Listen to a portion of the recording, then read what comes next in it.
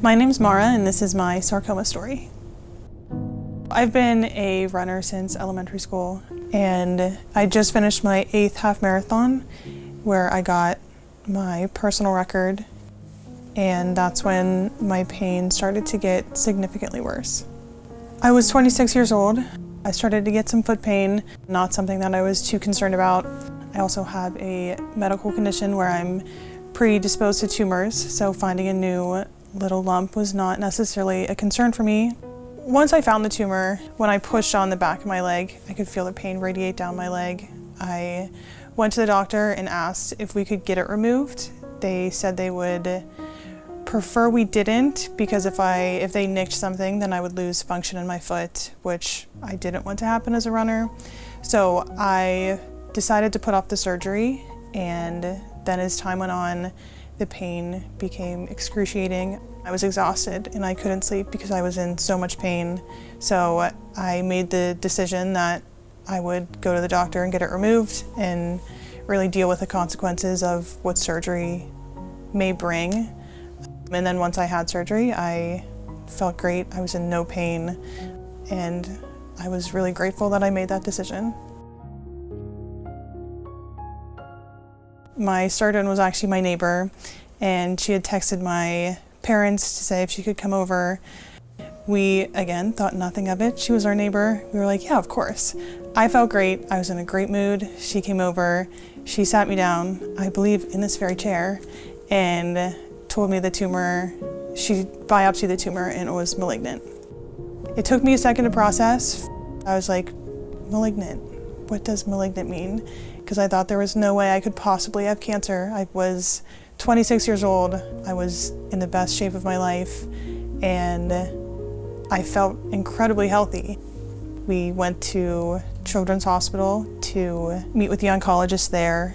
When she told us the prognosis, she had said, if it didn't spread, then you have a 50% chance of living, and if it did, you had a 30% chance.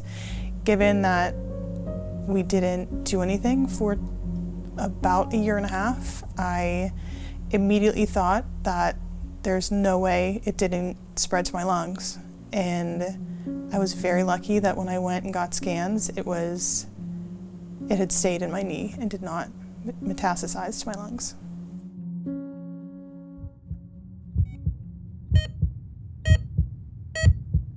During my second surgery, that's when they went in just to get those clean margins, which resulted in them taking my perineal nerve, which means I can't lift my foot up. And then for the third surgery, that was the most extensive. It lasted 13 hours. That's when they went in and they did the skin graft and closed everything up. Two of my biggest support systems for this entire process has been my parents. Both my parents were at every appointment, but my dad would come with a notebook and would write every single thing down, to the point where it almost became a joke that as soon as they came in and they saw my dad there, they're like, oh God, this guy's appointment's gonna go forever. Both of them slept in my hospital room the first week I was in the hospital. And then the second week, when I was in the ICU, they weren't allowed to stay. And so before my dad left, every night he would always ask the nurses if they liked Taylor Swift, so that I had something to talk about with them. Sorry, this sucks.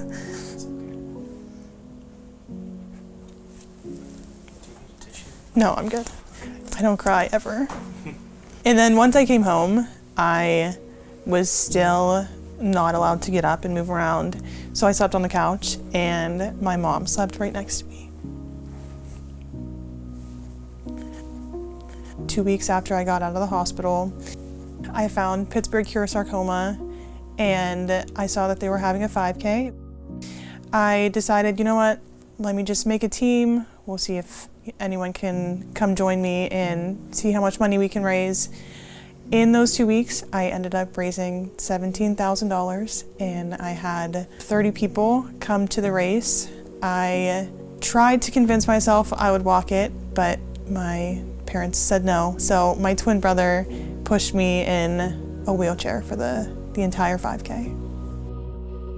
After the race was completed, I had heard there was a survivor photo, thinking I was going to be one of few up there given how rare I've read any type of sarcoma is, and I was more than shocked to realize there was 40 to 50 people up there with me, and it was incredibly inspiring to realize how big of a community there was when I once thought I was so alone in the cancer sense. I had so many people who can relate to my situation. I knew I wanted to be involved in helping with the 5K. I wanted everyone else who was going through a similar situation to feel the same hope and inspiration that I did.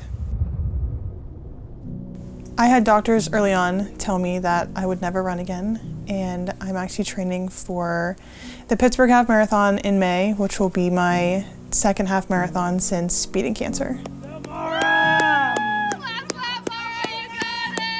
My mom has always said that I am stronger than my diagnosis, and through radiation, surgery, and recovery, I came out on the other side cancer-free, and I will be 2 years cancer-free in June.